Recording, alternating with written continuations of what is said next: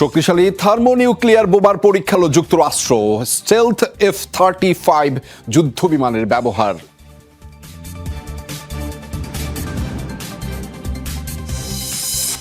রহস্যজনকভাবে গাজা থেকে দক্ষিণ আফ্রিকায় 153 ফিলিস্তিনি।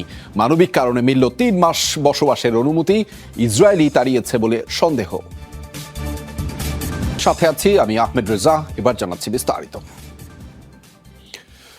প্রচলিত পারমাণবিক বোমার চেয়ে কয়েক গুণ শক্তিশালী থার্মোনিউক্লিয়ার বোমার পরীক্ষা চালিয়েছে যুক্তরাষ্ট্র। নেভাদার একটি স্টেট সাইটে F-35 যুদ্ধ বিমান দিয়ে ওয়ারহেডবিহীন এই মারণাস্ত্রের সফল পরীক্ষা চালানো হয়, যার নাম B6112। গেল মাসে পরীক্ষিত বোমাটির ভিডিও প্রকাশ করা হয়েছে সম্প্রতি। বিশ্বজুড়ে যখন চলছে পারমাণবিক উত্তেজনা, তখনই ওয়াশিংটনের তরফ থেকে এলো এমন পদক্ষেপ। 20 আগস্ট স্থানীয় সময় সকাল, মার্কিন অঙ্গরাজ্য ইউটার হিল এয়ারফোর্স বেস থেকে উড়াল দেয় একটি F-35 যুদ্ধ বিমান। উদ্দেশ্য নেভাডার টোনোপা টেস্ট রেঞ্জ। অত্যাধুনিক এই স্টেলথ বিমানটি বহন করছিল B6112 মডেলের দুটি থার্মোনিউক্লিয়ার বোমা। 21 আগস্ট পর্যন্ত কয়েক দফায় বোমাটির সফল পরীক্ষা চালানো হয়, তবে এতে কোনো বিস্ফোরক মজুদ ছিল না। পঞ্চম প্রজন্মের F-35 যুদ্ধ বিমান থেকে এটিই এ ধরনের বোমার প্রথম পরীক্ষা। যুক্তরাষ্ট্রের সরকারি গবেষণা কেন্দ্র স্যান্ডিয়া ন্যাশনাল ল্যাবরেটরিজ ও ন্যাশনাল নিউক্লিয়ার সিকিউরিটি অ্যাডমিনিস্ট্রেশনের সমন্বয়ে পরিচালিত হয় পরীক্ষাটি। এতদিন গোপন রাখা হলেও রাশিয়া যুক্তরাষ্ট্র পরমাণু উত্তেজনার মধ্যেই প্রকাশ করা হলো পরীক্ষার এই ভিডিও। সাধারণত থার্মোনিউক্লিয়ার বোমা এক ধরনের হাইড্রোজেন বোমা, যা প্রচলিত পারমাণবিক বোমার চেয়ে কয়েকশো থেকে কয়েক হাজার গুণ শক্তিশালী হয়। বিস্ফোরণের সময় ফিউশন ও ফিশন দুই ধরনেরই বিক্রিয়া হয় বলে এর তীব্রতা অত্যন্ত বেশি। 1952 সালে প্রথমবারের মতো হাইড্রোজেন বোমার সফল পরীক্ষা চালায় যুক্তরাষ্ট্র, যা হিরোশিমায় ফেলা বোমার চেয়ে প্রায় 700 গুণ শক্তিশালী ছিল। অনিক রহমান। ওয়াশিংটনে শনিবার হোয়াইট হাউসের সামনে মিছিলে জড়ো হয় শত শত আন্দোলনকারী, যাদের হাতে ছিল ট্রাম্প বিরোধী ব্যানার। এ সময় পুরো হোয়াইট হাউসকে ক্রাইম সিন টেপ দিয়ে ঘিরে ফেলেন আন্দোলনকারীরা। স্লোগান দেন মার্কিন প্রেসিডেন্টের বিরুদ্ধে। ডাক ওঠে তার পদত্যাগের। ট্রাম্পকে ফ্যাসিবাদী আখ্যা দিয়ে পতনের দাবিতে এই বিক্ষোভের ডাক দেয় একটি সংগঠন। ট্রাম্প মাস্ট গো ওয়েবসাইটে পোস্ট দিয়ে একত্রিত হতে বলা হয় আন্দোলনকারীদের। মূলত ট্রাম্প প্রশাসনের বিপক্ষে প্রতিবাদকারীদের পরিকল্পিত 3 দফা আন্দোলনের প্রথমটি ছিল এই বিক্ষোভ। 999-এ কল দিয়ে সাহায্যের অনুরোধ। উদ্ধার অভিযানে গিয়ে উল্টো গুলিবিদ্ধ হলেন 4 পুলিশ কর্মকর্তা। নাটকীয় এমন ঘটনা ঘটেছে যুক্তরাষ্ট্রের ক্যানসাসে। শনিবার ক্যানসাসের টপিকায় জরুরি নাম্বারে ফোন দিয়ে সাহায্যের অনুরোধ জানিয়েছিল এক বাসিন্দা। তাতে সাড়া দিয়ে সেখানে পৌঁছান 3 ডেপুটি অফিসার ও এক হাইওয়ে পেট্রোল পুলিশ সদস্য। এ সময় আচমকা তাদের উপর হামলা করে আততায়ীরা। গুলিবিদ্ধ হন 4 জন।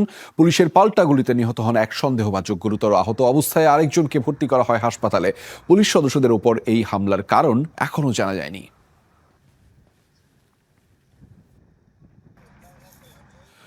যুক্তরাষ্ট্রের অভিবাসন সংস্থা আইসির অভিযানের বিরুদ্ধে এবার ব্যাপক বিক্ষোভ হয়েছে নর্থ ক্যারোলাইনায়। শনিবার শার্লটের রাস্তায় নেমে আসে শত শত বিক্ষোভকারী। শহরটির ব্যাংকিং হার এলাকায় হয় এই বিক্ষোভ। অভিবাসীদের উপর চালানো ধরপাকড়ের বিরুদ্ধে আওয়াজ তোলেন তারা। এ সময় ট্রাম্প বিরোধী নানা স্লোগান দেন আন্দোলনকারীরা। নিশ্চয়তা চান নিরাপদ জীবনের। এক পর্যায়ে পুলিশি বাধার মুখে পড়েন তারা। আটক করা হয় বেশ কয়েকজনকে। অবৈধ অভিবাসীদের বিরুদ্ধে যুক্তরাষ্ট্রের দক্ষিণাঞ্চলে বেশ কিছুদিন ধরেই চলছে অভিযান। এতে শহরটি জুড়ে ছড়িয়ে পড়েছে আতঙ্ক।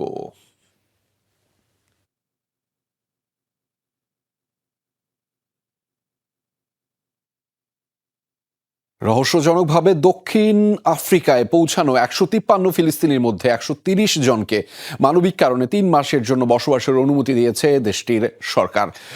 কোনো কাগজপত্র ছাড়াই কিভাবে তারা গাজা থেকে দেশটিতে পৌঁছলো তা জানতে এরই মধ্যে শুরু হয়েছে তদন্ত।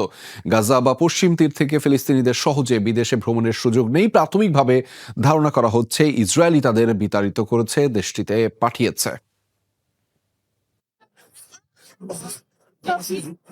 কেনিয়া থেকে গ্লোবাল এয়ারওয়েজের চার্টার্ড ফ্লাইটে গত বৃহস্পতিবার দক্ষিণ আফ্রিকায় পৌঁছায় 153 ফিলিস্তিনি। এর আগে যুদ্ধ বিধ্বস্ত গাজা থেকে নাইরোবি যায় তারা।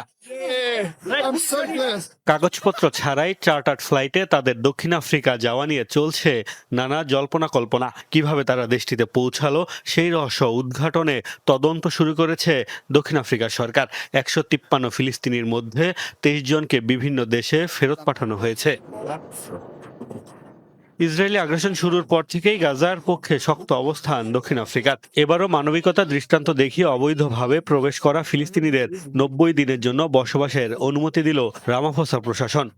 We're carrying 160 Palestinians landing at তারা গাজার বাসিন্দা, যাদের রহস্যময়ভাবে নাইরোবি থেকে একটি বিমানে তুলে দেয়া হয়েছিল। আমি স্বরাষ্ট্রমন্ত্রীর কাছ থেকে এই বিষয়ে নিশ্চিত হই, তাদের ফিরিয়ে দিতে পারি না। প্রয়োজনীয় নথিপত্র না থাকলেও যুদ্ধবিধ্বস্ত গাজার মানুষগুলোকে গ্রহণ করতে হবে। and came here. And I got to hear about it from my minister of ফিলিস্তিনিরা বলছেন একটি সংস্থার মাধ্যমে ইসরায়েলের রেমন বিমানবন্দর হয়ে দক্ষিণ আফ্রিকায় গেছেন তারা। ধারণা করা হচ্ছে ইসরায়েলি উপত্যকা থেকে তাদের বিতাড়িত করতে কৌশলে দক্ষিণ আফ্রিকা পাঠিয়েছে। আমরা একটি সংস্থার মাধ্যমে দক্ষিণ আফ্রিকা পৌঁছেছি। আমি সোশ্যাল মিডিয়ায় শেয়ার করা একটি লিংকের মাধ্যমে নিবন্ধন করি, পরে তারা যোগাযোগ করে ভ্রমণের জন্য প্রস্তুত হতে বলে। তাদের মাধ্যমে আমরা চলে আসি। বিভিন্ন সময় ফিলিস্তিনিদের বিতাড়িত করে গাজা খালি করার কথা বলে আসছে ইসরায়েল। তবে আন্তর্জাতিক সমালোচনার মুখে সেই সিদ্ধান্ত প্রকাশ্যে বাস্তবায়নের পদক্ষেপ নিতে ব্যর্থ হয়েছে দেশটি। মোস্তফা মাহমুদ, যমুনা নিউজ। টানা বৃষ্টিতে চরম দুর্ভোগে যুদ্ধবিধ্বস্ত গাজার বাসিন্দারা। দীর্ঘ সংঘাতের পর বৃষ্টি উপত্যকায় মানুষের কষ্টকে করেছে দ্বিগুণ। পূর্ব সতর্কতা না পাওয়ায় বৃষ্টির পানিতে ভিজে নষ্ট হয়েছে অন্যতম শেষ সম্বলটুকুও। এদিকে যথাযথ পয় নিষ্কাশন ব্যবস্থা না থাকায় পানি জমেছে নিচু এলাকাগুলোয়, ফলে টিকে থাকার সংগ্রামে নতুন চ্যালেঞ্জ যুক্ত হয়েছে গাজাবাসীর জীবনে। চলমান দুঃখ দুর্দশার মাঝে বাস্তুচ্যুত গাজাবাসীর নতুন আতঙ্ক বৃষ্টি। মাথার ওপর নড়বড়ে তাঁবুতে এই বৃষ্টি বাড়িয়েছে দুর্ভোগ। বিছানা, কাপড়, সামান্য জিনিসপত্র ভিজে গেছে সবকিছুই। রাতভর ভেজা শরীর নিয়ে বৃষ্টি থামার অপেক্ষা করে কেটেছে তাদের। মাথার ওপর স্থায়ী ছাদ না থাকায় দুর্দশা যেন চরমে পৌঁছেছে গাজার বাসিন্দাদের। দেখুন কিভাবে বৃষ্টি ও পানি তাঁবুতে ঢুকছে এবং কিভাবে সবকিছু ভিজে ও ময়লা হয়ে গেছে। মাত্র 2 ঘন্টার বৃষ্টিতেই এমন হয়েছে। যদি আরো ভারী বৃষ্টি হয় তাহলে আমাদের কি হবে ভাবুন। তারা বলছিল উত্তরাঞ্চলে বৃষ্টি আসতে পারে। আমরা ভাবিনি যে এখানে এমন বৃষ্টি হবে। রাত 2টোয় উঠে দেখি বৃষ্টি পড়ছে। তখন আর আমাদের কিছু করার ছিল না, আমাদের সবকিছু ভিজে গেছে। রাত 2টা থেকে ভোর পর্যন্ত দাঁড়িয়ে আছি আমরা। চলমান সংকটের কারণে পানি নিষ্কাশন ব্যবস্থা যথেষ্ট কার্যকর নয় উপত্যকায়। ফলে বৃষ্টি থামলেও পানি জমে আছে আশ্রয় কেন্দ্রগুলোতে, যা বাড়াতে পারে সংক্রামক রোগ ছড়ানোর ঝুঁকি। একই সাথে আসন্ন শীতের পূর্বাভাস উদ্বেগ বাড়িয়েছে গাজার বাসিন্দাদের। তবুও টিকে থাকার চেষ্টা অব্যাহত রেখেছে ফিলিস্তিনিরা। বৃষ্টি থামার সাথে সাথেই জমে থাকা পানি নিষ্কাশনের চেষ্টা শুরু করেছে তারা। এছাড়া চলছে অস্থায়ী তাঁবুগুলোতে যতটা সম্ভব প্লাস্টিক বা পলিথিন দিয়ে ঢাকার চেষ্টাও। বৃষ্টির থেকে রক্ষা পেতে আমাদের তাঁবু পলিথিন দিয়ে ঢেকে রেখেছি। আজ রাতে সব মাদুর এবং কম্বল ভিজে গেছে। জানি না শীত এলে আমরা কিভাবে বেঁচে থাকবো, জানি না কিভাবে সামলাবো। যুদ্ধবিরতির ফলে গাজার ত্রাণ কিছুটা বাড়লেও জাতিসংঘ ও মানবিক সংস্থাগুলো বলছে ফিলিস্তিনিরা এখনও খাদ্য, ওষুধ ও আশ্রয়সহ জরুরি জিনিসপত্রের তীব্র সংকটে ভুগছে। অস্মিতা বিশ্বাস, যমুনা নিউজ।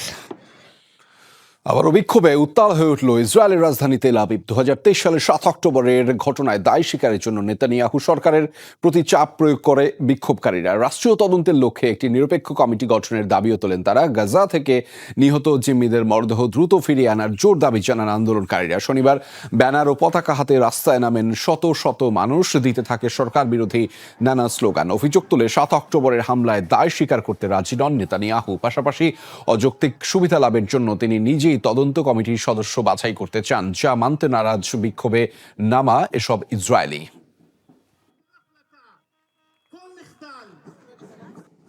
বিধানসভা নির্বাচনে ভরাডুবির পর এবার অন্তকুন্দলের নতুন সংকটে বিহারের ঐতিহ্যবাহী রাজনৈতিক দল আরজেডি।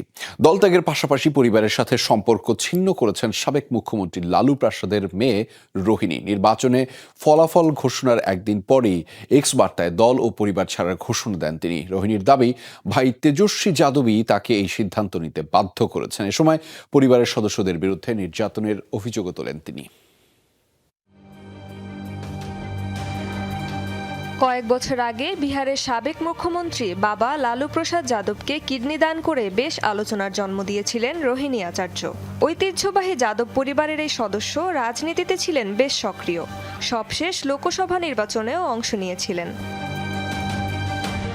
বিহারের বিধানসভা নির্বাচনে ভরাডুবি হয়েছে আরজেডির। গতবার এককভাবে সর্বোচ্চ আসন পাওয়া আরজেডি এবার পেয়েছে মাত্র 25 আসন। এমন পরাজয়ের ধাক্কা সামলে না উঠতেই এবার নতুন সংকটে পড়েছে দলটি। ভাই তেজস্বী যাদব সহ দলের কয়েকজনের সাথে কোন্দলের জেরে পদত্যাগ করেছেন রোহিণী। সম্পর্ক ছিন্ন করেছেন পরিবারের সাথেও।